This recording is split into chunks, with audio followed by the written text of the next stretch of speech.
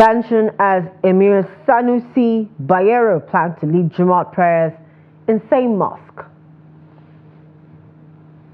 ESWAP issues quick notice to communities in Kukawa local government area of Benue State. Death toll from Kano mosque attack hits 21. Another foreign Trump convicted in hush money trial. Hello and welcome to Trust TV's news update. I am Chiamaka Mafo. Concerned individuals over conflicting calls on the general public to come out en masse to escort the 16th Emir of Kano, Muhammad Sanusi II, and the 15th Emir of Kano, Aminu Ado Bayero, to the Kano Central Mosque for Friday prayer. Reports said that Emir Muhammad Sanusi II is built to deliver and lead the Friday sermon and prayer at the Central Mosque located at the Emir's Palace. Traditionally, the Emir of Kano once around prays at the Central Mosque, which is located and designed as part of the palace. Muhammad Sanusi II was known to be leading Friday sermons and prayers every week before his fallout with former Governor Abdullahi Umar Ganduje, who later dethroned and deposed him. However, there are calls from the quarters of the supporters of the 15th Emir, Aminu Ado Bayero, who is currently occupying the Nasarawa Mini Palace, also to the general public to come out and escort the Emir to the same mosque for Friday prayer. The Emirate tussle has continued to linger since the reinstatement of Muhammad Sanusi as Emir of Kano and the dethronement of Aminu Ado Bayero with dissolution of the 5 Emirates last Thursday by Governor Abba Kabir Yusuf after the signing of the new Kano Emirate Law 2024. President Bola Tinubu has criticized state governors over what he termed an overbearing influence on the administration of local government councils in the country. According to the president, issues of accountability and ineffectiveness hinder the growth of local government authorities, and state governors must be held accountable. The president made these remarks on Thursday at the meeting with the leadership of the Arewa Consultative Forum (ACF) at the presidential villa in Abuja. His criticism comes barely a few days after the federal government sued the 36 state governors over LG autonomy. Taking a swipe at the governors, Tinubu said during elections, local governments become key to raking in votes, but soon after the polls, the governors concentrate at the center. I am in charge here today, but you are running a constitutional democracy. I will put to you to summon the governors.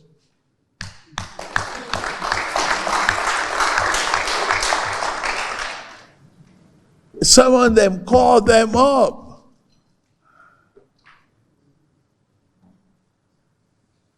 I'm doing my best to improve the revenue of the country and giving them their dues. But they must equally be sympathetic to the populace, and they must consider the need of the local people. People reside in the local government.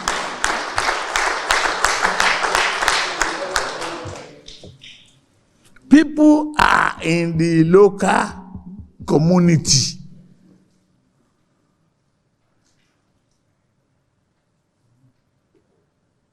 That is where they reside. That is where they feed. That is where they garden. That is where they cook. That's where they farm. If the local government are not free and the leaders don't hang on to the number, we have 774 local government. It's just a number. Is it effective? Is it reaching the real people? Meanwhile, Justice Iyang Eko of the Federal High Court Abuja has fixed June 13 to commence hearing on a suit calling for the removal of the national chairman of the All Progressives Congress, Abdullahi Ganduje. The case, which was filed by the members from the North Central Zone of the party, is seeking the court to order the removal of Ganduje in order to make way for the election of a national chairman from the North Central Zone as per the party's zoning arrangement. Here's the report. The complainants, who are members of the APC from the North Central under the aegis of the APC North Central Forum, are claiming that the current national chairman, Abdullahi Ganduje, is occupying the position illegally and wants it zoned back to the North Central. The main reason we charge the party and Dr. Abdullahi Umar Ganduje to court because of the zoning process. There is a zoning. We need that zoning to be passed back in order to fulfill the promise and the Constitution Amendment of 2022. Our demand is for them to reverse that zoning arrangement, which carry the position of chairmanship to North Central. And immediately they reverse it, and we have nothing to do than to withdraw the case from court. The complainants had also joined the APC and the Independent National Electoral Commission, INEC, as respondents in the suit. According to the presiding judge, Justice Inyang Eko, the hearing date of June 13th will allow parties in the suit to address all grey areas and necessary processes. So we're in court today. Ordinarily, it was meant for the motion expert to serve the first defendant since we couldn't get him personally. But interestingly, he engaged a lawyer to represent him, and the court ordered that they should serve him through his lawyer, so which we have already made arrangements to do today. And the court further directed that all parties should file their respective processes within 14 days, and we convene here on the 13th of June. The aggrieved members of the APC have, however, revealed that they are willing to withdraw the suit if invited to the negotiating table. For now, observers are worried the party cannot afford a leadership scandal, especially at a time when many Nigerians were eager to see the administration's scorecard after 1 year in service. To security matters. Barely 4 days after killing 15 fishermen in the Tumburugu community, the Islamic State of West Africa province, ISWAP terrorists, have given residents of a community in Benue State notice to quit their communities or face death from the terror group. A resident who fled his community to Maiduguri 3 hours after receiving the threat revealed this to media. While reliving his experience, the resident, who begged anonymity, explained that the terrorists had gathered residents of various communities in the local government area in the early hours of Thursday and told them to vacate their homes before Saturday or else they will be killed. According to him, immediately after they received the threat from the terrorists, communities started vacating the communities, some to Cross Kowa while others left for Mongono. Kukawa local government area is a local government at Lake Chad that is popular for fishing, farming and other agricultural value chain activities. And a death toll on the May 15 bombing of a mosque at Godum village in Gizawa local government area of Kano State has risen to 21.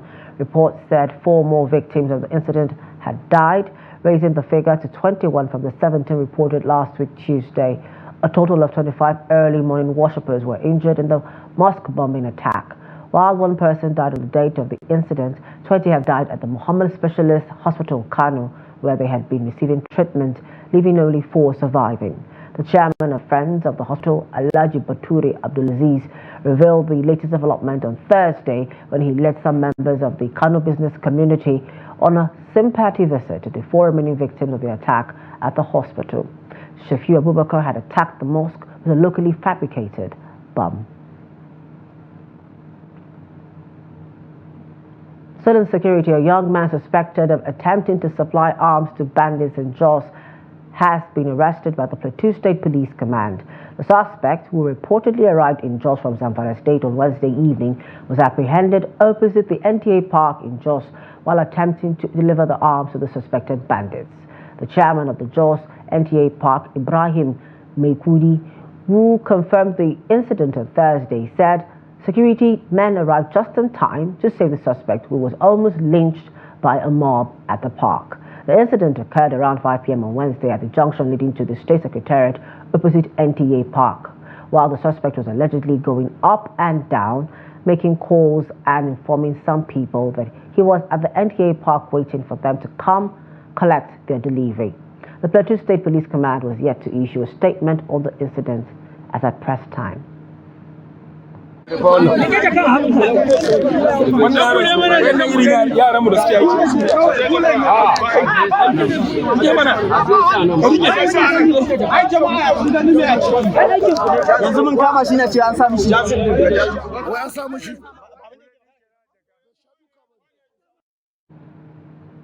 President Bola Tinubu has reassured Nigerians of his administration's resolve to prioritize their welfare and make it the centerpiece of his national development agenda. The president gave the assurance on Thursday at the inauguration of the Wuye Bridge interchange linking Wuse and Wuye districts in the federal capital city. Here's the report. President Tinubu, while commending FCT Minister Nyesom Wike and his team for completing a project that was initiated in 2009, expressed willingness to make personal sacrifices for the welfare and prosperity of Nigerians.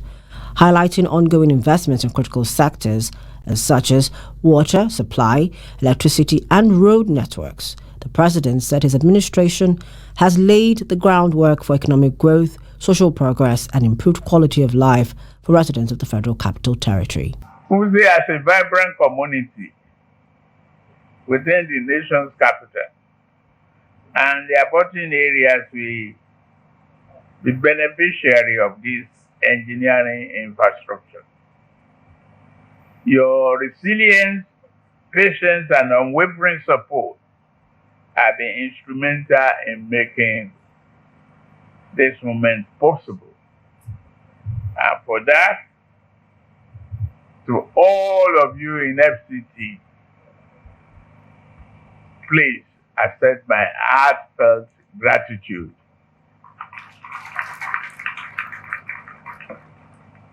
We celebrate not just the infrastructure, but also the empowerment of the Wuse and Wuye community and the fulfillment of promises made several years back. The FCT Minister, Wike, said the project's been inaugurated in the FCT is in commemoration of President Tinubu's first anniversary and would not have been possible without the exclusion of the FCT from the Treasury single account. Your intention or your mission is to bring back hope that has been lost. So people of this area will always appreciate you and thank you for this interchange. It is not about how many kilometers. No, it's about the importance of the interchange. And I want to sincerely thank you that me and the Honorable Minister of State were happy to be part of this Hope mantra, that are part that is contributing. And today Nigerians can see that really when he says something, it comes to reality. We thank all those involved in the provision of engineering infrastructure in Wuye districts of our nation's capital city, Abuja. Your dedication and hard work have significantly contributed to the growth and development of our city. We are immensely grateful for our commitment to ensuring the enhancement of our city's infrastructure, which will undoubtedly benefit generations to come. Amongst the critical projects he considered was the Wuye district. But in doing so, he isolated that we should try to deliver this Wuye to Wuse link bridge, which has a lot of history to it, Your Excellency. And part of it is that what we are doing today is solving a lot of casualty and fatality that has been recorded. Wike admitted that he and the Minister of State are happy to be part of the renewed hope agenda as anchored by the President. Reactions have continued to trail the signing into law of the bill that has now discarded the Arise O Compatriot version for the Nigeria We Hail Thee version of the national anthem. Barely 48 hours after it came into force, the reintroduction of the old, now new national anthem, written by a British woman, Lillian Jane Williams, sparked mixed feelings among Nigerians. While some have rejected it, Others are learning to sing it since it has become an act of the National Assembly which is binding on all. Trust TV's Ibrahim Ismail tells us more. Nigeria, we hail thee. Adopted on 1st October 1960 to celebrate Nigeria's independence, the Nigerian national anthem, Nigeria We Hail Thee, was written in 1959 by Lillian Jean Williams, a Briton who lived in Nigeria. The lyrics were composed by another foreigner, Francis Beda, while many Nigerians submitted their entries when authorities were working to facilitate a national anthem ahead of independence. However, the national anthem was dropped in 1978 during the military regime of President Olusegun Obasanjo. The same year, John Ilechukwu Eme Etim Akpan, Babatunde A. Ogunaike, Osota Omoigu, and Pio Aderik Bigbe wrote the lyrics of the second anthem, Arise, O Compatriots, composed by the Nigeria Police Band. With the return to the earlier jettisoned anthem, Nigerians have been speaking on the issue. He's trying to recall his own opinion, but Nigeria in generally, they will not be interested. Because one, this national anthem, some of us sing it far back in our primary 1, primary 2, then 80s, and he stopped. Then Arise will come. Then now the God of Creation came, which is the recent one now. The children, how many of them will know? Even some of the teachers in school, do they know it? Is he saying that is he going to rebuild all the structures of former Nigeria? Well, I wish Nigeria well. That's my opinion. The present one we are doing now, that one is telling us that the country should go on corruptions. Let the politics, let the tribunal and other people do the right thing. Are you getting me? So let us go by that new one. Okay. Preferably. Okay. Nigeria, we hate While senior citizens who are above 50 years sang the old new national anthem during their primary school days, young Nigerians are struggling to be conversant with the anthem. Thus, many argued that the reintroduction of the old national anthem was a misplacement of priority by the Tinubu administration. I think the federal government needs to tackle the economy issue first. That is our pressing need at the moment, not about national anthem. Someone like me now, you want me to start cramming this national anthem or what? This is not what I need. Understand? You need to make, we need good governance. We need a good living condition, you understand? The way they implement it immediately, and Nigeria approve it, but they cannot do it for minimum wage. No national anthem is just like it's bringing us back. It's taking us back. We don't need it. We need a future. We need the good things. Amidst rejections of the old new national anthem by some Nigerians, schools in some parts of the country are already teaching pupils and students the anthem. Ibrahim Ismail, Trust TV News, Abuja.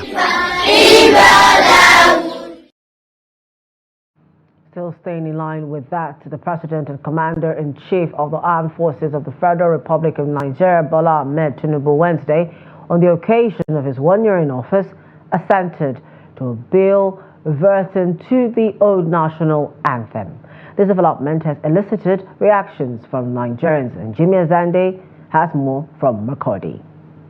Some Nigerians were stunned with reverting to the old national anthem, which many, especially among the young generations, are not conversant with. Benue residents are wondering what prompted the National Assembly to pass the bill reverting to the anthem. Have loads of problems to handle, not national anthem. They should fix Nigeria and stop talking about national anthem. The national anthem we have at hand is the best Nigeria will ever have. Changing it is the wrongest thing to do.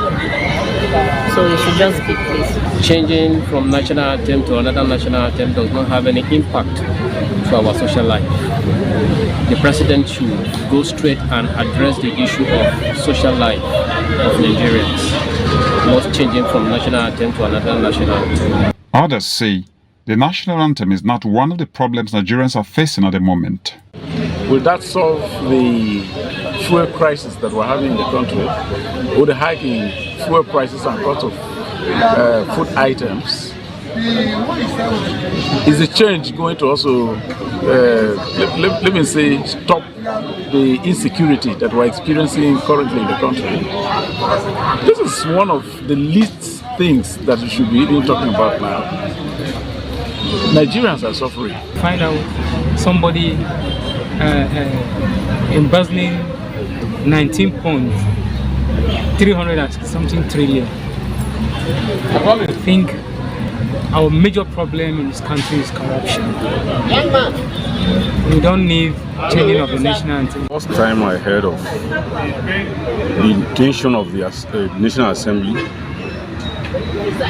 to revert to the old anthem, I thought it was a joke until I heard that it was passed and the president eventually signed it. So I feel that is not our problem. Reverting to the old anthem is not a problem. Either way, Nigeria We Hate Thee has become the official anthem of Nigeria.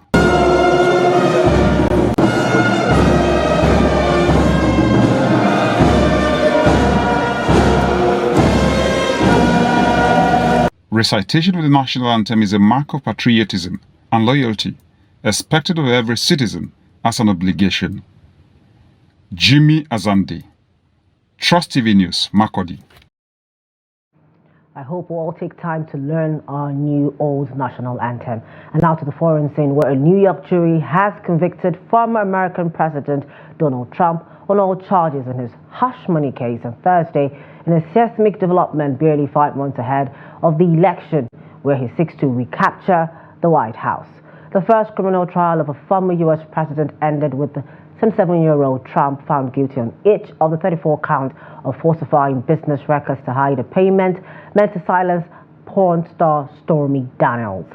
Trump, who was released without bail and is all but certain to appeal, initially sat still in the drab Manhattan courtroom, shoulders deep in, addressing reporters outside minutes later. He branded the result a, quote, disgrace and rigged, vowing that the real verdict will come from voters in the November 5th presidential election.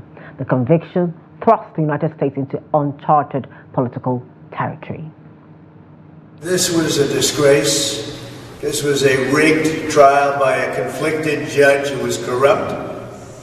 It's a rigged trial, a disgrace. They wouldn't give us a venue change. We were at 5% or 6% in this district, in this area. This was a rigged, disgraceful trial. The real verdict is going to be November 5th by the people. Still on the international scene, but in South Africa, partial results in the national election show the new MK party of former President Jacob Zuma leading the race in the province against the ruling ANC, who have had a stronghold there for the last 20 years. They show MK party getting 44% of the provincial vote, with 29% of the votes captured. South Africans voted on Wednesday in what many view as the country's most contested election since the 1994 democratic elections. The final results are expected to take days, with the Independent Electoral Commission saying they would be delivered by Sunday. The ANC has failed us for 30 years. They failed to bring us real freedom. But for us, Jacob Zuma will bring us our freedom. We just wish for them to succeed and take us forward. And in sports, newly promoted English Premier League side Southampton has concluded plans to sell the Super Eagles forward Paul Onuachu. Reports suggest that the lanky Nigerian attacker is ready to request a move. The Saints will look to contact clubs in the Super League as well as hint at a potential domestic deal for Onuachu, which could allow a competitive rival to take a chance on the Nigerian. The forward has 2 years remaining on his deal, so Russell Martin's side is in the driver's seat in terms of negotiation leniency. having only made 12 appearances and not finding the back of the net. The ex-player star isn't in Martin's long or short-term plans.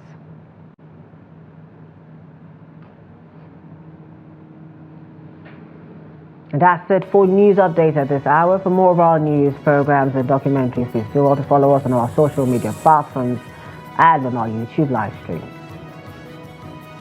I am Chiamaka Nwafo. On behalf of the news production team, thank you so much for joining us.